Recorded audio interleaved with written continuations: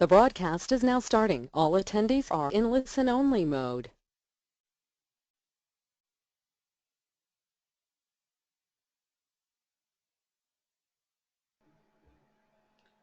Good morning, everybody. Welcome to the RMI Apprenticeship Levy. My name's Catherine. Good to have you here this morning.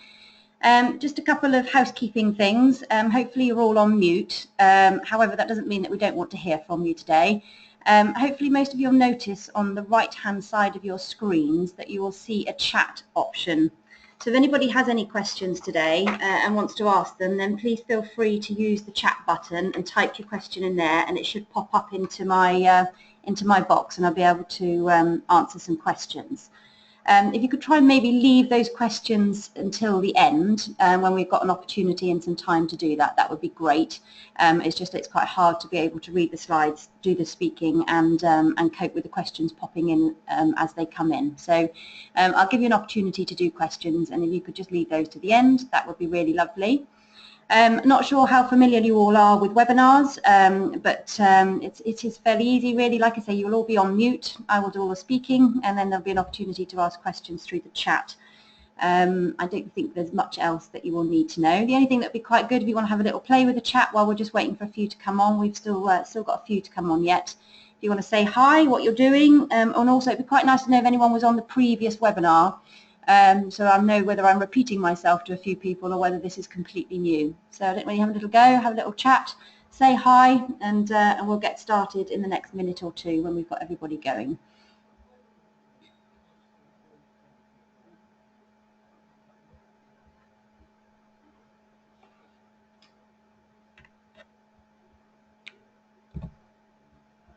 Okay, Peter, thank you very much. Good to see you on the last one. So hopefully there'll be a couple of little bit of repeats, Pete, but not too many. Because there's quite a few new people on today, I wanted to make sure that they get all of the information, but you'll find about 80% of it today will be new. Hello, Anthony, welcome, good morning. Looking forward to speaking to you later. Right. Okay, so I'm going to give it one more minute just to get on. There's still quite a few still not come on yet, so I'll give them a chance to get on. Anyone tell me what they're having this morning? Are they having a cup of tea or a cup of coffee? Nice biscuit?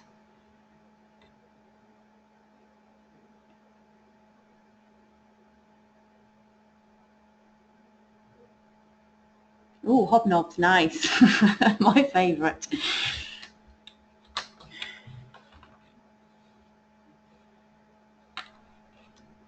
Right, okay, well, I think I'm going to start. If anyone else is having problems, hopefully you're okay with the chat button and you're able to ask some questions later. Hopefully it's fairly easy. Right, I'm going to close those for the moment, and I'm going to get started on our webinar. Let's pop those up there. Right, okay. So welcome to the Apprenticeship Levy. This is our second webinar on the apprenticeship, and as I said, we've already got one person that's been on it before. There are some differences this time. However, there'll be a couple little bits of familiarity from the beginning. Oh, she says, and the screen is now not moving. Hold on a second. Ah, here we go. Okay, so the objectives today are to do a little introduction to the changes and let people know what's happening with the levy. And then I'm going to go into quite a bit of detail around the levy and explain how it works. And then the good news is I've managed to get some print screens of what the actual digital apprenticeship system, the DAS system, looks like. So for those of you that are going to be levy payers, you'll be able to see a little bit of what it looks like. And for those of you that are non-levy payers, but you will be using this DAS system in next year, in 2018, so it'll be good for you to see as well. We're going to talk a little bit about frameworks and standards, and then we'll talk about next steps and what's next for everybody.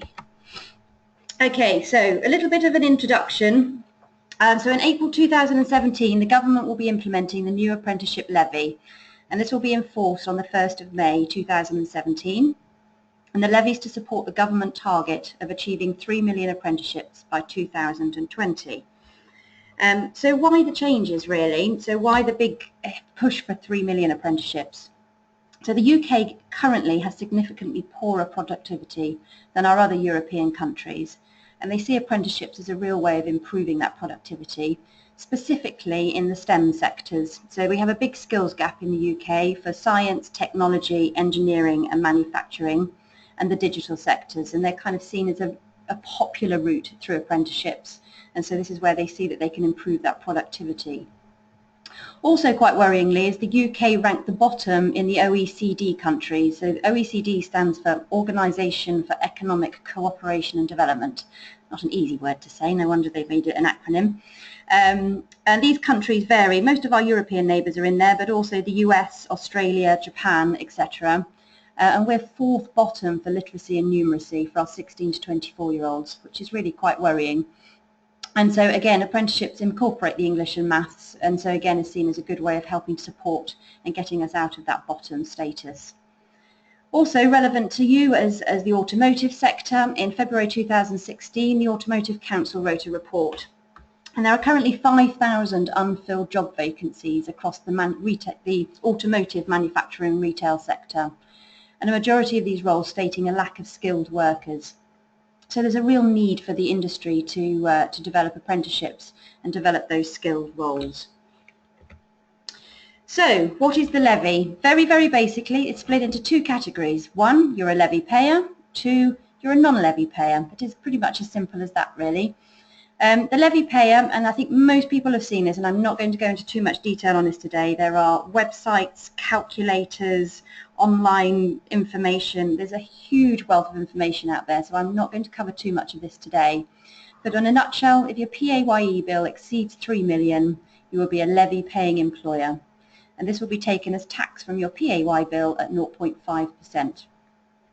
If your PAYE bill is below 3 million, you'll be a non-levy paying employer, and there won't be a requirement to pay this tax, but there is an impact on apprenticeships, which is what we're just going to go through now. So how does this affect you? So from the 1st of May, all apprenticeships will have to be paid for by an employer. So whereas now probably many of you who have dealt with apprenticeships will find that they're probably fully funded by the government, and you won't have had to pay any contributions. Sometimes in the automotive sector there are small contributions, but very minimal. So levy payers will pay for apprenticeships out of their levy bill. So out of that 0.5% tax, there will be a pot, and that money will go into that pot, and they will pay for apprenticeships from that pot. Non-levy payers will contribute 10% of an apprenticeship cost, and the government will then refund the remaining 90%. So currently, as I said, most apprenticeships are fully funded by the government, and for those of you that have currently got apprenticeships, you'll probably find that you haven't had any cost. So until the 1st of May, they are still all fully funded, and that's something that we'll pick up on the very last few slides and something you may want to think about. But as of the 1st of May, you will be making a contribution. So rather than go through, like I say, all the calculating, am I a levy payer, aren't I a levy payer, I think there is enough information out there now to be able to work that out for yourselves. So what I'm going to drill down there, in recent announcement in October, was a lot more detail through the employer guide about what the rules are of taking apprenticeships, and a bit more on the detail, and that's what I'm going to focus on today. Now I'm going to focus on both levy payers and non-levy payers to try and meet everybody's needs today. So some of this will be relevant to some of you and some of it won't be, but bear with me and hopefully I don't linger on either one too long.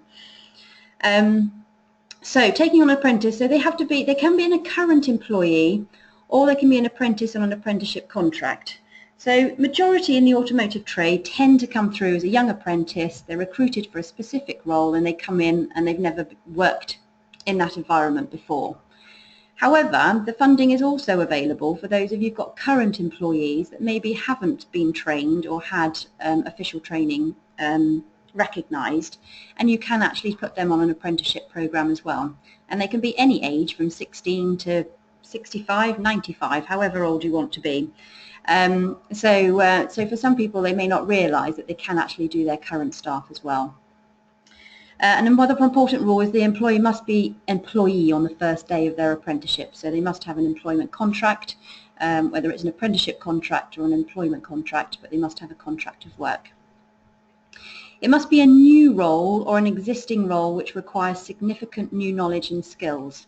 So this is very much around that role if you had a current employee. So if you had someone in your business that worked for the last 45 years in the role and you wanted to put them on an apprenticeship, it wouldn't actually be eligible because they've already got significant knowledge to do the role. But if you have someone that you maybe recruited recently that maybe has poor knowledge or skills or limited knowledge and skills, then you can use apprenticeship funding for that role as well as the new apprentice. Probably one of the most contentious things that's come up in the recent funding is the 20% of their training must be off the job. Now there's a lot of debate on this at the moment, and certainly from employers. In the automotive, less so, because I think there's always been seen to be an expectation that a young apprentice will go to college, go to a block release and have time off the job to train because of the technicality of the apprenticeship. Some of the service industries, hospitality, retail, for example, to take somebody off 20% off the job is actually very difficult to do, and probably the majority of what they do, they learn on the job.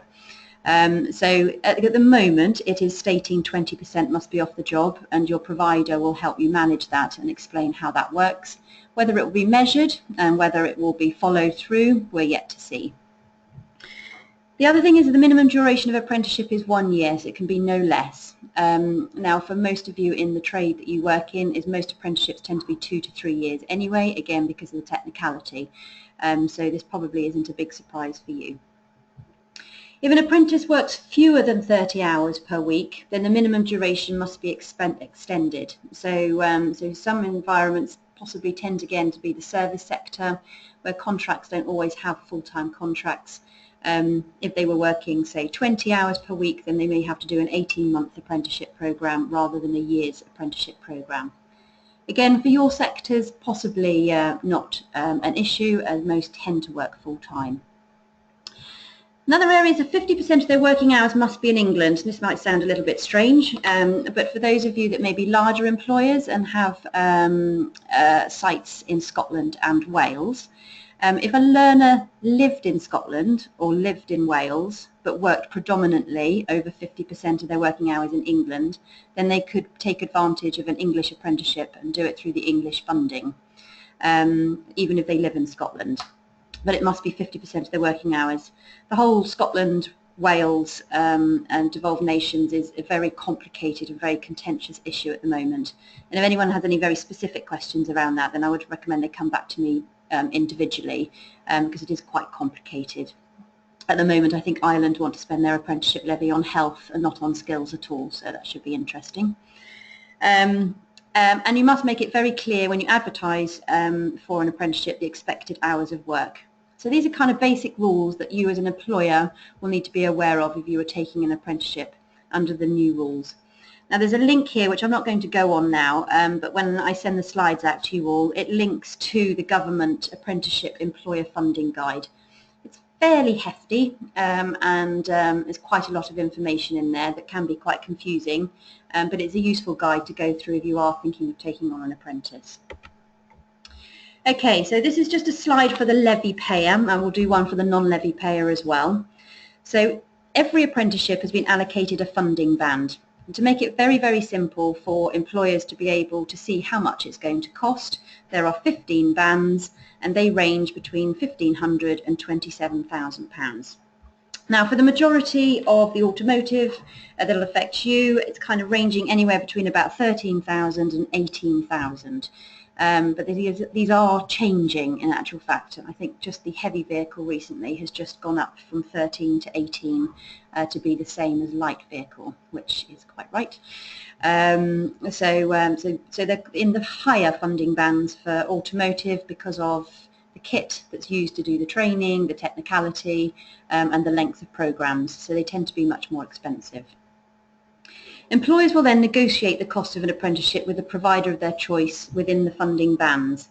So there's nothing to say, there is a maximum, so you can't go over it, and employers tend not to want to anyway. There is no minimum, and then what a provider will need to do to you is when they are meeting you and talking you through an apprenticeship, they will show their wares, so to speak. They will show you what their program looks like and where their costs are. So you should be able to understand why it's going to cost you the money that it's going to cost you. So for a levy payer, you'll be paying that full £18,000 for a light vehicle, for example. You'll want to know what that £18,000 is going towards. And you can negotiate on that. So if you feel that it's unfair, or you feel it should be knocked down, or you maybe want to add additional in there, that you might want more qualifications in there, then you can add those in, but you can only go up to 18,000 from your levy pot, and the rest would have to come as an additional pot. So the provider then, the way it works is that you negotiate that price and you agree it, and let's say you go for the 18,000, and then what will happen is the provider will receive 80% of that 18,000 in monthly instalments, and they will come directly from your digital account into the provider's account, and that's all managed through this digital system, the DAS system. The remaining 20% paid on completion of all the mandatory elements of the apprenticeship, and after the learner has taken their endpoint assessment. So that 20% is paid when they've finished, basically.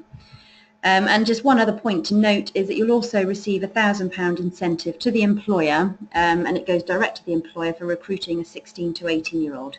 So the government really recognised the fact that actually a 16 to 18-year-old is requires a little bit more patience possibly, and a little bit more time and effort as they get used to with working life and getting up early in the morning, etc., etc. So they do recognise that they are harder to work with, and you get an incentive for that. I believe you get £500 at 6 months and £500 at 12 months, which recognises the contribution for a 16 to 18-year-old. So for a non-levy payer, a very similar process. There's still the funding bands, there's still the negotiation, and you agree your price with your provider. So exactly the same as with a levy payer. But once that price is agreed, the employer then needs to contribute 10%. So whereas with the levy payer, the entire pot is agreed and it then comes in monthly contributions, this is a 10% contribution. And then what we will need to do with the provider is work out what those payment terms will look like, whether you want to pay that monthly, quarterly, and how you want to spread it. I think in our experience of currently doing a Trailblazer, we found that the quarterly payments tend to be the simplest way, and it's not too expensive for an employer, and it just makes the whole back and forth payment schedule a little bit cleaner than trying to do it all monthly. But it is entirely up to you as an employer how you want to set that up. So once you pay 10%, whether that's split into monthly or quarterly payments, the remaining 90% of that 10% payment will be paid by the skills funding agency to the provider. So if you pay us £100, then we will get £900 from the SFA, and that comes direct to us from the SFA. We just have to prove that. We have to upload that you've paid us, we prove you've paid us, and then we claim the remaining 90%. So I hope that's clear. Sorry, I know it's probably talking a little bit fast. A 16 to 18-year-old apprentice with a non-levy payer will be fully funded if you have less than 50 employees working for you. So some SMEs may have more than 50, and then they won't be fully funded. It will still be the 10% contribution. And if you're a levy payer, unfortunately, there is no 16 to 18 fully funded, and you'll pay the full cost. There is a lot of work going on with ALP, which is the board, the representative of independent training providers, on trying to challenge this, as we feel that actually all 16 to 18-year-olds should have access to free education. And just because you're a levy payer, why should you have to pay for 16 to 18 when they can go to college, or they can be in an SME and have fully funded provision? So there's still quite a few challenges on that, but at the moment it hasn't changed. So for levy, you don't get that. Again, as a non-levy payer, you will also receive a £1,000 incentive for recruiting a 16 to 18-year-old. So you could have it fully funded, and you could have £1,000 on top of that as well, which is great to encourage our 16 to 18-year-olds. And again, it's a popular age group in the sectors that you work within. Okay, so the digital account. So this is for levy payers, so I apologise if you're a non-levy payer. However, you will all be having a digital account in 2018. So this April 2017, this will be just levy payers, and in April 2018 it will be all. So today hopefully won't bore you too much. So employers for levy paying employers will be required to register for an account in January 2017. So I'm not entirely sure how you're going to get notification of that. If there's somebody that's come on that has unmuted themselves. Jason, I think it might be you, Jason Mosley. I don't know whether you can mute yourself, but I can hear some background noise coming through. Your levy bill will be calculated using data from the HMRC, which they hold on home addresses of your employees. So at the moment, you do all of this in your PAYE. It's nothing that you don't normally do. And what they will do is they will take a view of your current PAYE employees, and they will calculate your levy bill in February 2017. So you register in January, and in February they'll do a snapshot, and then they will then see how much your levy pot's going to be. And then you will see this value in March 2017. So I hope that's kind of fairly clear. Register in January, they will look at your PAYE in February, and in March then you'll be able to see how much 0.5% they've taken off you and put into your levy pot. And then you'll be spending that in May. Subsequent valuations will then run quarterly, so July, October, January and April. So what they do is they will review your PAYE, take a look at it in July and see whether there's any difference to the number of employees that you had from February to July, and then we'll make the necessary adjustments. So you may get a credit and you may get charged more if you've got more staff. So employers will continue to update their employees' address data in real time as and when they start or leave employment. None of that changes, but it will take 3 months to see those changes in the levy payments. So for anybody that has huge fluctuations in staff, I'm not sure I could imagine that particularly in your sector, that you may find that there are adjustments in your accounts that happen because they do them in 3 monthly slots. And as I say, adjustments or refunds will take place on the subsequent quarterly calculations. So if anyone's got any questions on that, then please feel free to ask them at the end. So what happens if there are insufficient funds? So let's say, for example, you've taken on 2 apprenticeships at 18,000. You take some money out of your levy pot and then your pot runs out. So if the cost of your agreed apprenticeship training cannot be fully met by the funds from your account, then you must co-invest, and it goes into the 10% contribution that the non-levy payers will pay, so that you will find that you'll get a 10% bill of that month's charge. So if it was £1,800, for example, you would then have to cover the 10% of that £1,800 charge for that month. That gets paid directly to us, we evidence it, we go to the SFA, and the SFA will then provide us with the remaining 90%. So it's going to be really, really important for you guys that are levy payers to make sure you manage that account. It's like a bank account, and your providers will help you with that. But if you do have fluctuating staff and you do find you end up, or because you're only just a levy payer, you may sort of dip in and dip out of being a levy payer, and you need to be careful, because then you may find that you've got to pay. And contracts will be set up between providers and employers to make sure that they are legally bound to pay that 10% if they fall out of it. Just a couple of bits on breach of funding rules. The SFA will recover part or all of the funding from you whether you're satisfied there have been a breach of funding rules. It goes without saying. And changes in circumstances. So if training is no longer being delivered, you'll be required to alert the SFA through your digital account to cease any payments. So if the learner's left or gone sick or whatever it might be, or you're very unhappy with the provider, you have got that ability to be able to stop the payments, and any overpayments will be credited back to your account. Okay, so what I said I'd have to do is be able to give you a little bit of a peek at what that digital account is looking like. These are still draft, there's still amendments going on, but I don't know, I'm quite a visual learner and it's quite nice to be able to see potentially, and it won't change too much. There might be the odd buttons here and there, but on the whole you'll get to see the concept of what this digital account is going to look like and that you're going to register for in January. The good news is as well is that Remit have been approved to be a pilot to try out the new DAS system. So I think we start, should have been in November, so I'm hoping to wait to see something. Knowing the government, it'll be very late in November. But we'll get to start to play with it and put things on there. So we'll be able to hopefully feed out to members and tell them what it's like and whether it's time consuming and how much work's involved. So there are 5 key sections, and it's kind of a bit like a one-stop shop. The first 3, planning your apprenticeship, choosing your apprenticeship and recruiting an apprentice, are very information. They're just ways of you to access information. We'll have a little look at those. 4 and 5 are probably the ones that are the more doing things. So managing the funding is a bit like a bank account, and you will run it and manage it like a bank account. and then start a new apprenticeship contract is where we put all the apprenticeship details and all the contracts and stuff on, and then a provider can help manage this for you. So, planning your apprenticeship. So this is kind of really a helpful tool for working out your bill and kind of finding the types of apprenticeships that are available and their costs. So take a little look at it now. So like I say, it's just a playing area, so you can go on it, you can enter your organisation's payroll, so your organisation annual UK payroll bill. You then put in how many employers you have living in England. So if you don't know, you can put in 100 and it'll just work it out that they all live in England.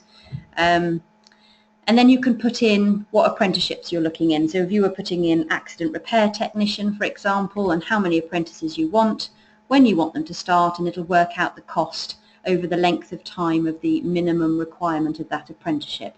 So it'll work it all out for you, and then it'll kind of do a funding breakdown. And it'll be able to show you whether you have enough amount in your levy, whether there's some 10% contributions that need to happen, and what that'll look like. So again, it's a kind of playing information tool that you can have a look at, play in, work out how much it's going to cost you as a business. And I think this will be really, really useful for those of you that are borderline levy payers, where you may just tip in and you'll be able to see, well, if I take even just one apprentice for accident repair technician, for example, I plug it all in, and actually, do you know what, I haven't got enough in my levy pot, so therefore I'm going to have to pay some 10% contributions, and that's what it's going to look like. So it's a really useful tool to help play with. And hopefully, like I say, for those of you non-levy payers, when it comes in 2018 for you, you'll be able to see what your contributions are over those months, and you've got all that information available to you. Okay, so the second part of it is choosing an apprenticeship training and assessment. So this is really information all around what apprenticeships are, what providers are available, what end assessment organisations are available. So you'll be able to search, if you wanted to put an accident repair technician, you could have a look in there, see what levels are available, and it'll give you all the information around that. It'll be fairly generic information, but you'll be able to see what that apprenticeship offers. It also then enables you to find a provider. Interestingly, I think now every provider is probably going to add the letter A to the start of the name, or a number, because it's done through alphabetical order. So remit will be interesting. We'll be a long way down the list, unfortunately.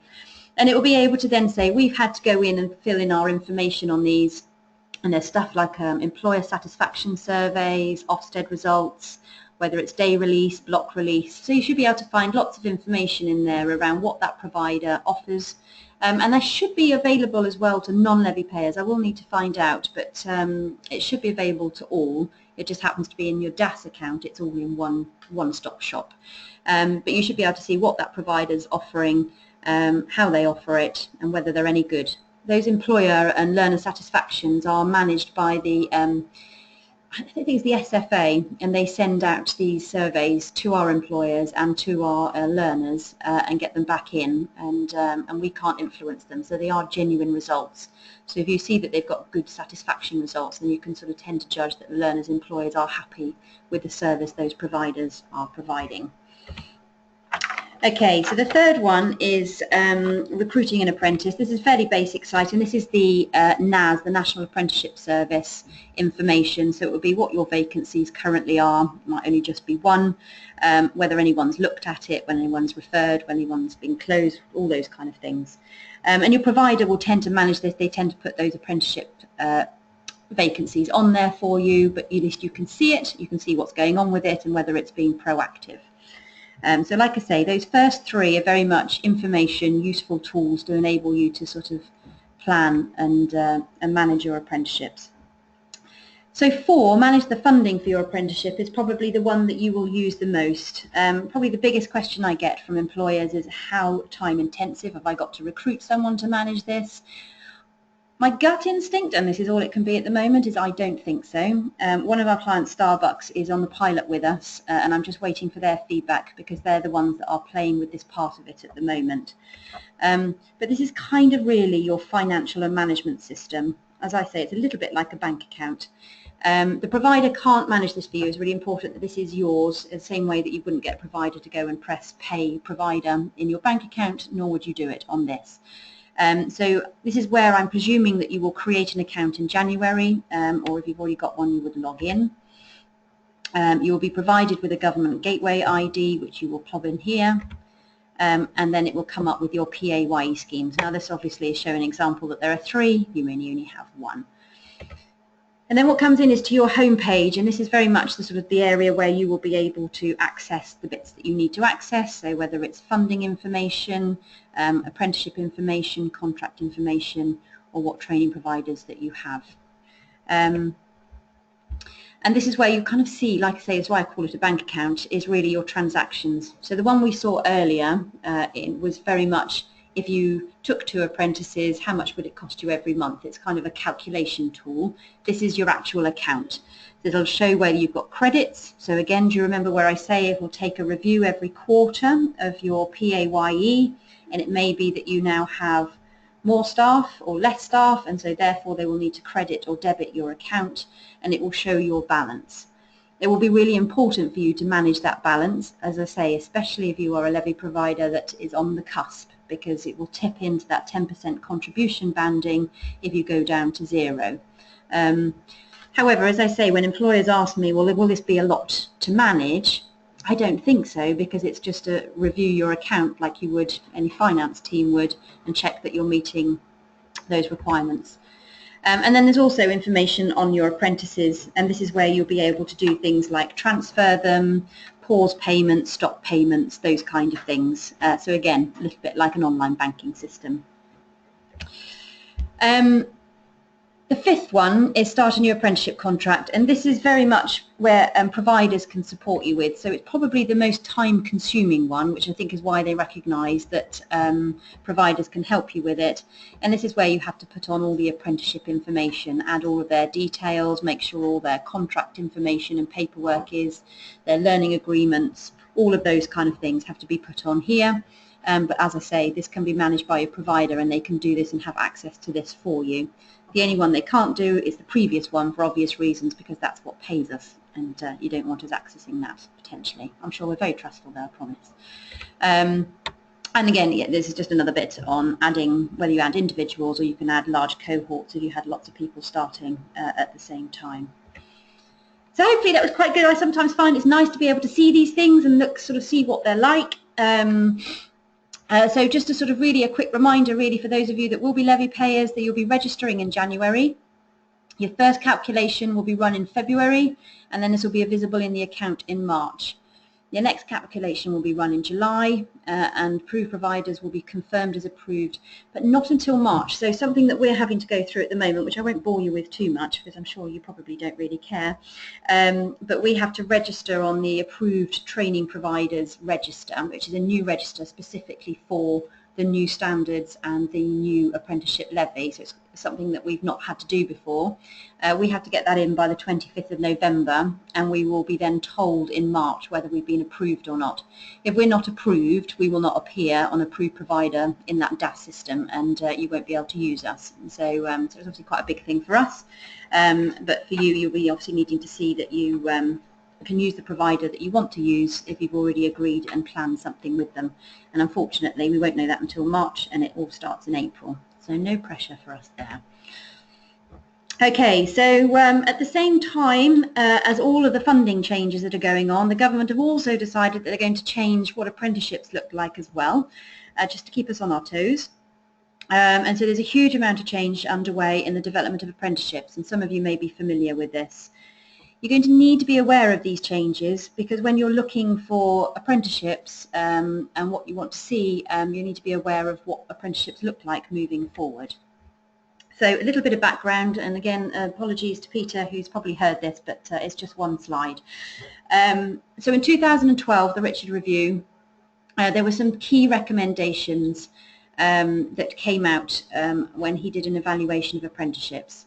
And he felt that employers and other organisations with relevant industry expertise should be invited to develop the new apprenticeship qualifications for their sectors.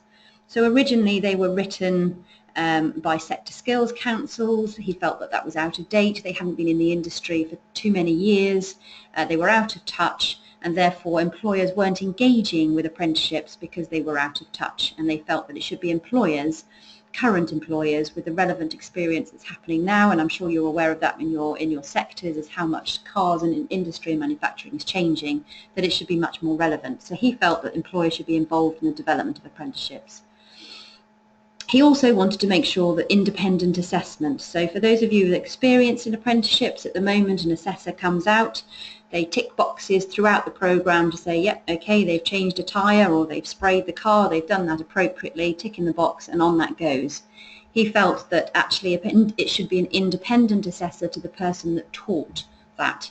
So they felt that someone independently should come along, look at that job and would make a judgment and wouldn't be skewed by the impression of, like I say, if I taught somebody, I get to know that learner, I get to experience what they've done, I may then assess them knowing prior and make prior judgments because I've seen things before.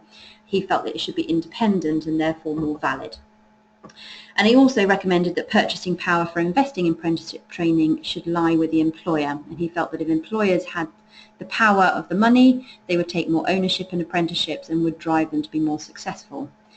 And so all of these things are now starting to be implemented. So obviously the purchasing power has been introduced through the levy, and everybody will be paying, whether it's 10% or all of it.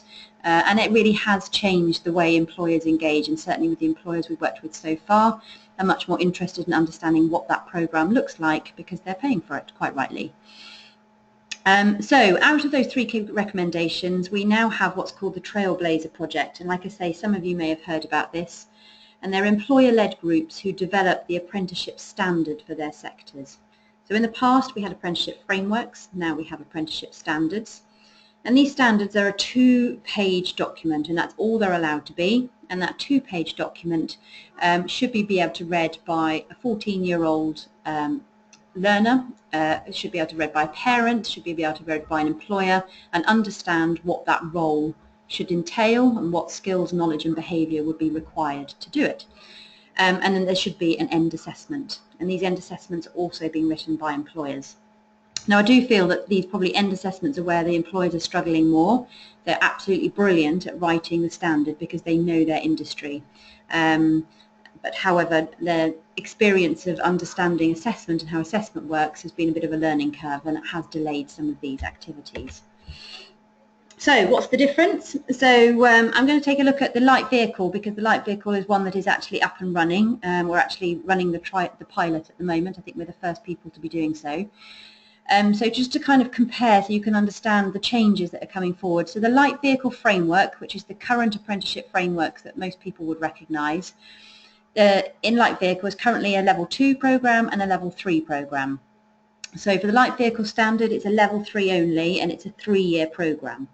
So so it combines the 2 and the 3 and combines the whole sort of foundation all the way through to level 3.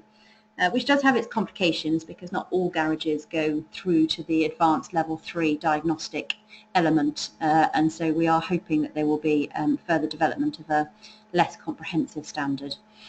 The light vehicle framework contains what we might recognise now as NVQ qualifications and VRQ qualifications, which are the knowledge qualifications. In the light vehicle standard there are no qualifications at all. So, so it is a 3-year programme, and they get to their end of their 3-year programme, they sit their assessment and they get a certificate of completion which shows that they are now a qualified light vehicle technician, but they don't achieve any recognised qualifications within that programme. For most standards that is the case. There are a few sectors, health and social care, which have qualifications because they are industry recognised standards, but I haven't seen yet any automotive that have qualifications in them, and again quite a contentious issue. Kids like qualifications, you know, they might not make the whole 3 years, and they got through year 1 or year 2 and they got a qualification. At least they can, it's a bit more transportable, but it'd be interesting to know what your opinions are of that. Currently, as I said, ongoing assessment in the workplace. Assessor comes in once a month, they assess, make sure that they're competent, help them sit their tests, etc., etc. In the light vehicle standard, this is now not done on programme, so this is done through gateways and a 3-day end assessment. So they have gateway 1 and gateway 2, which is the end of year 1 and year 2, where they'll sit knowledge tests, a behavioural competency test, a logbook and a practical test. and then at the end of Gateway 2 is exactly the same, and then at the end of Gateway 3 they all sit more online tests and a 2-day practical end test. So it's all done very much at the end rather than ongoing. And with the light vehicle framework, competence is assessed by a remit assessor who comes in and checks that they're competent, but that changes now, and the onus is very much on the mentor and the workplace mentor to be the person that is reviewing competence in the workplace, and they complete a logbook. So the onus very much shifts more towards the employer, and the employer being more involved. So I just wanted to show you really, just quickly, so we've been running the light vehicle. I know most of you are obviously all body and paint, but we haven't yet got a body and paint standard to be able to see. So, so I wanted to show you what we've been doing with the standards for the light vehicle, and so you can kind of see how it works. So for us, we deliver a 3-year program, and in Gateway 1 we do 5 days block release. So it's very much the getting to know foundation skills, and they come away for 5 one-week sessions, and they will have taught the skills and the practical knowledge in a college environment to be able to get those skills. The same in year 2 and the same in year 3, and then they have the end assessment at the very end. Also what we do is we back it up very much with our e-learning. We have Remit Fuse, which is an online platform, is a social platform where they will go and do e-learning courses, watch videos, and it's a very specific program that they have to follow pre-block and post-block to embed learning and have pre-learning on their program. So the assessor visit that you may be used to seeing now is very different, and it's very much just checking progression, support, pastoral support, and they don't do assessment in the workplace. The assessments are done either by mentor in the workplace to say that they are achieving varying stages of their program, so they have done a full service, and that's logged in a logbook by the employer, and then it's assessed on these end assessments. Okay, so currently standards developed, so motor vehicle, light vehicle and heavy vehicle are now ready for delivery, and as I say, we're currently running the light vehicle technician, and we look to hopefully start the heavy vehicle next year.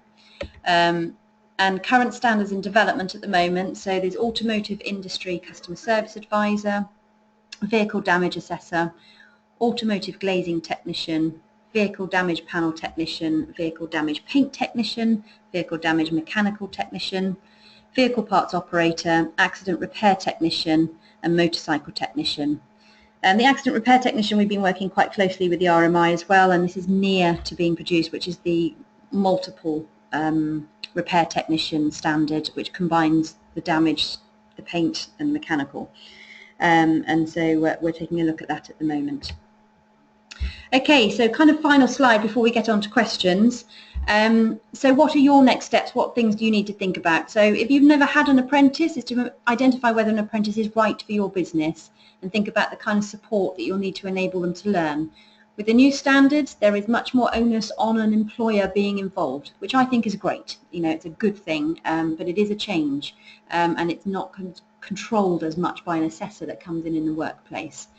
You know, we know 16 to 18-year-olds, you know, it's a big change for them coming into a work environment, often cold, and having to get up early. So, so you need to think about whether the apprentice is right. However, we do know the success of it is fantastic, and the and you know, they once you've got an apprentice and you've kept them, then they tend to stay. So, so well worth investing in. Speak to a provider about which apprenticeship program will suit your business and understand the costs involved. They can talk you through those bandings. They can talk you through your contributions of your non-levy, what it will be if you've got a levy pot. Have you got enough in your levy pot? Will it mean you'll have to do some contribution, no contribution, all of those kind of things. Providers will support you with that. Whether you're entitled to obviously a 16 to 18-year-old incentive. There are national insurance savings for apprenticeships as well, no matter, well, they're under 25. So if you have a 16 to 18-year-old anyway, then you don't pay national insurance. However, you do pay national insurance on 18 plus, but if they're an apprentice, you don't. So there are some savings to be made there. What delivery options that suit your business? Is releasing somebody for a week the right decision? Does it work for you? Do you want day release? What are the kind of options for you? And like I say, when you did those searches through that DAS system, you can find different providers that offer different options to suit your business needs. And then managing what those payment schedules will look like for your business so that you can afford to pay them, whether that's monthly, quarterly, etc. And then just a little reminder really that remember all apprenticeships are fully funded until the 30th of April. So so if you don't want to have to pay for anything towards an apprentice at the moment, then my advice would be to try and get one before then, so you don't have to do the 10% contribution. And certainly for some of our really large employers, we are finding that the levy pot doesn't cover as many apprentices as they already deal with. So they are finding that they wanted to try and get as many apprentices through before the 1st of May so that they're not restricted when they get to the levy pot. Okay, so I hope that that's been of some use. So on to some questions really. So if you want to use that chat button and ask me any questions, then please feel free to tap away and ask me any questions. I do think on the email address that you got, the link that you get, I think it does have a link to my email address. So if you have a personal question, then please feel free to email me personally on there, and we will send out a sort of quick questionnaire and some and the slides so that you can have access to the slides afterwards. So I can't see if anyone's actually asking a question yet. So I'll give it another minute or two. And if you don't have any questions, then we will close the webinar. Okay, so Peter, just to clear up one point, is the £1,000 incentive paid to the employer or direct to the apprentice? So it's paid direct to the employer, Peter. So, well actually, yes, by your provider. So it's paid directly to you. So we'll pay you £500 at 6 months, and then we'll pay you £500 at the 12 months, and that goes directly to you because it's you that's had to put all the hard work in. Jerry, who is going to train the employer and mentor to carry out the requirements, and how will they know how to assess? It's a very good question, Jerry. So what we do, certainly from what we're experiencing in our pilot at the moment, is that we have to work quite closely with our employer. Now the logbook is relatively simple. We're working with the IMI, and again it's a pilot for them, so we're giving them feedback. So the logbook may have one statement of, I don't know, let's say it has to say that they need to be able to, and I'm obviously not an automotive technician, which you're probably about to find out, but let's say they have to do a basic service. The employer will know at some point in that journey that that learner has completed a basic service and they've done it well, or they've done several of them. So he will go into this logbook and he will literally tick a box. The learner will have to put into that box and reflect and say, this is what they've done, this is what they learned, this is how competent they feel. And if the employer says, yes, I'm happy that they are competent at doing a basic service, then they tick that box, and that forms part of that end assessment. So they won't need to go along and have a set of criteria like an assessor does now and say, right, have they done that, have they done this, and have they done that? They will make a judgment call on whether as an employer they deem that learner safe and able to do that task that's been required. But I think it's going to be a bit of a learning journey, and it'll be interesting to see how we start working with our employers on the pilot, how easy or difficult they find it, how easy is it to get time to go on to the logbook. The IMI have made it very simple, so we're hoping that hopefully it won't be too complicated, but we'll see and we'll keep feeding back. Elaine, as we are based in Wales, I'm guessing you will need to speak to you directly. Yes, Elaine, it is a little bit more complicated, I'm afraid, and I think probably if we take that one offline, give me an email and your telephone number and I'll give you a call. Peter, given that remit vet the young people to see whether they can read or write, how does that fit into the training? I.e., half the class can read and write and the others can't. Is that fair on either set of people?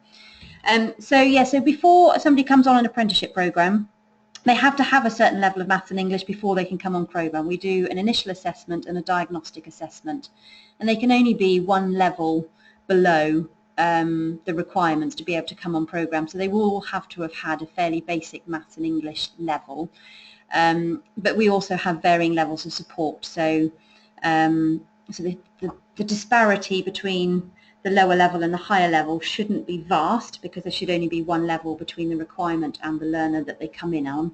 And then we have learning support, which is very individualised per learner. And we also do some extra sessions on top of those block releases to do some maths and English. So our experience in the past is that it works. The workshops tend to be very practical anyway, so it tends to suit a more vocational practical learner, and we work on developing their maths and English. Gary, from my experience, these logbooks will be filled in all at once as an afterthought. Who will monitor? So that is for the provider. What's really, really important for the provider because we're monitored on success rates. So if a learner gets to the end of their program and they sit their end assessment and they fail, the cost to the provider and to the employer is huge, because these end assessments are, you know, £1,500, £2,000. So if we don't get them right and they sit that end assessment and the employer says, well, I'm not paying for another one, you should have done your training better, us as a provider will need to make sure that learner passes, because we're judged on that as a success rate. So so it will be really important to us, and our assessors will be really monitoring those logbooks to make sure they're being filled out. And we will do informal assessment. We can't not really, because I don't think it would be safe. There are very varying levels of quality in our garages, as we know, and I think we have a responsibility as a provider to make sure that our learners are learning the right way. So although they'll learn a lot of practical skills and they will be observed on their block releases, there will be some informal assessment where we may sort of say, do you know what, come along, let's take a look at you, show me how you take a tyre off, and we'll watch them and make sure they do some of these things safely. But we will also be working with the employers to make sure that their logbooks get filled in. Anthony, is there a likelihood that Trailblazers will have qualifications included in the future? Interesting. Some are. So I haven't seen any in the automotive yet, but certainly in other sectors I am seeing the changes. So customer service, for example, although the customer service standard doesn't have a qualification in it, the end assessment organisation is putting a qualification in the end assessment. So it's an additional thing, because they're finding in those particular sectors having a standard in customer service doesn't really mean an awful lot, but if they've got a qualification in customer service, it does. So there's lots of ways around it, so it will be interesting to see. We are potentially going to offer the VRQs in our Trailblazer, because we do feel a learner who may get through year one can't move any further because they don't want to, or it wasn't what they expected, come away with nothing. So we kind of feel a little bit of a responsibility. And again, we don't put that charge through the employer, we just take that as a hit because we just think it's the right thing to do. So it'd be interesting to see these changes moving forward. Michael, statistically, is the time frame longer to bring a 16 to 18 up to standard? No. In fairness, probably, I'm trying to think of what the ratio is. It's very high in our automotive sector. Majority of our learners are 16 to 18. In actual fact, what will shift it actually will be interesting to see with the standard, because the standard isn't, the bandings and everything aren't age specific. So whether employers now will be keener to take an 18-year-old rather than a 16-year-old because they have slightly more wherewithal and a slight more sense of responsibility, they may go for a more 18-year-old, and it'd be interesting to see. But in our experience, we complete our 16 to 18-year-old apprenticeships in the same time frame as other age groups and haven't seen any differences. We just have to do a lot more investment at the beginning in, you know, getting up for work and sorting out some of their timekeeping and social issues, hence why you get that £1,000, but certainly don't see it affecting success rates. Jason, as the assessing organisation is separate now from the training organisation, who selects the assessing organisation? So in the rule book, it's very much the employer. So the employer should be choosing their provider and they should be choosing their end assessment organisation.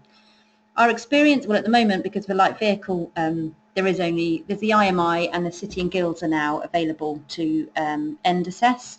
They're quite different in costs. We have a good relationship with the IMI, and so we've kind of suggested we use the IMI because we're trying to pilot it, and our employers have been fine with that. So, but realistically, it should be the employer that chooses, the employer's right to choose. What the end assessment organisations need to be able to do is make sure that if that their end assessment is comparable to others, so that if there are changes or a learner moves to a different site and that employer wants a different end assessment, they should be able to take those end assessments and be used by other end assessment organisations. Oh, Jason, you're being horrible to me today. How will external quality assurance be handled?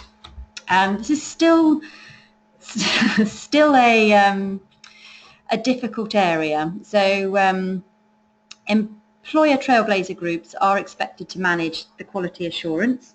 So we've got the Institute for Apprenticeships, which is all being set up at the moment, and the adverts for roles are coming out. This Institute for Apprenticeships will manage things like relevancy of standards, make sure they're up to date, they'll authorise new standards, all of that kind of stuff, and I think their role will get bigger and bigger as it goes on. The employer groups that have set up the standards, some employer groups are trying to manage that in-house and set up their own quality assurance methods. Some have passed it on to Ofqual, and Ofqual are managing it, and Ofqual are kind of the ones that manage awarding organisations and qualifications at the moment. So it's very varied, still a little bit woolly, and thanks for the question. Okay, so I think that's the last of the questions, and I haven't got any more that have popped through. So I hope that was really useful. As I say, we'll send out the slides to you, and I hope it was of benefit.